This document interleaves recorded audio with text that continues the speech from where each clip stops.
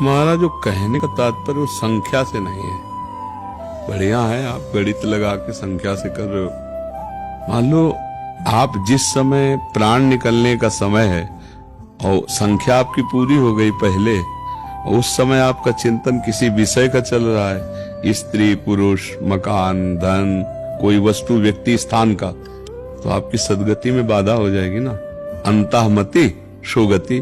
और हर श्वास में हम राधा जप रहे हैं। आप कह रहे हो कि गृहस्थी में नहीं जपा जा सकता, हमें लगता है गलत बात है। तुमसे ज्यादा हमारी सेवा है।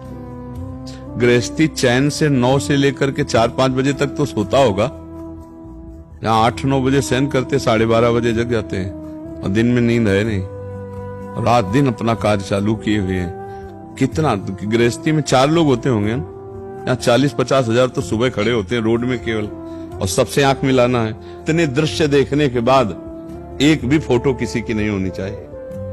कैमरा खुला है लेकिन अंदर से ऑफ है, सबसे देख रहे हैं, सबसे मिल रहे हैं, सब जरूरत पड़ी तो बात भी कर रहे हैं, लेकिन नहीं, किसी से नहीं, अपने इष्ट के चिंतन में आप लोगों से मिल रहे हैं। अभी चल ही रहा है वो सत्संग सब करके, फिर भी चल रहा है। तो आपका गृहस्थी में इतना काम तो है नहीं, क्योंकि शरीर प्रधान कार्य गृहस्थी में होता है।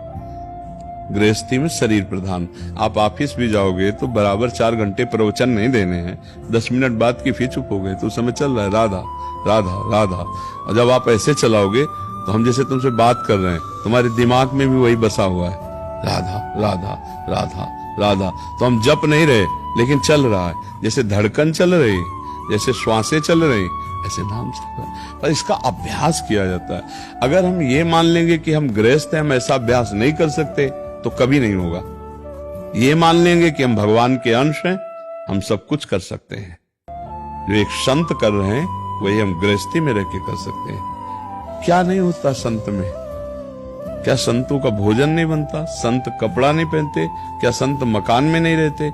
अंतर ये है कि वो किसी से संबंध नहीं रखते और गृहस्थी में संबंध रखा जाता है, भाव में अंतर। तो क्या अंतर से तुम वैसे गृहस्थी में नहीं रह सकते? भाई अगर तुम्हारे घर में रहते होते तो 4-5-6 लोग होंगे, 10 लोग, 4 लोग हैं, 400 लोग हैं, सैकड़ों बच्चियां, सैकड़ों संत बच्चे, सब पूरे, और सबके दिमाग पर हमारा शासन है। धर्म विरुद्ध एक भी बच्चा आचरण नहीं कर सकता। वो पूरे परिवार को जैसे संभाल के चला जाता ना। अच्छा, ये तो हुई हमारे घर में रहने वाले, यहाँ वृंदावन में जो हमारे पास 10,000 लोग बाहर रह रहे हैं, आप लोग भी हो। अगर आप वास्तविक भाव से अगर मानोगे कि संत गुरु या कुछ, तो आप गलत करने की सोचोगे तो तुम्हारे दिमाग में प्रेमानंद छाया हुआ मिलेगा और डर लग जाएगा कि यार नहीं, अगर दोबारा सामने गए तो फिर हमें डांट लग जाएगी, अब गलती नहीं करूंगा। ये तो क्या ये बल आप नहीं जागृत कर सकते? आप भी भगवान के हो, आपको भी नाम जपने का अवसर मिला है, पर आप अपने को छूट दे देते हैं कि मैं गृहस्थ हूं। तो गृहस्थ में कोई लाइसेंस इस बात का थोड़ी दिया गया शास्त्र में कि आप मनमानी भोग भोगो, आप जैसा चाहो ऐसा करो।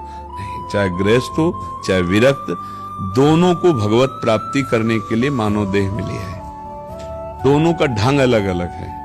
आपको काम सताया तो धर्म पूर्वक अपनी पत्नी से, आपको मोह सताया तो धर्म पूर्वक अपने पुत्र से, लोभ सताया तो धर्म पूर्वक धन कमा करके।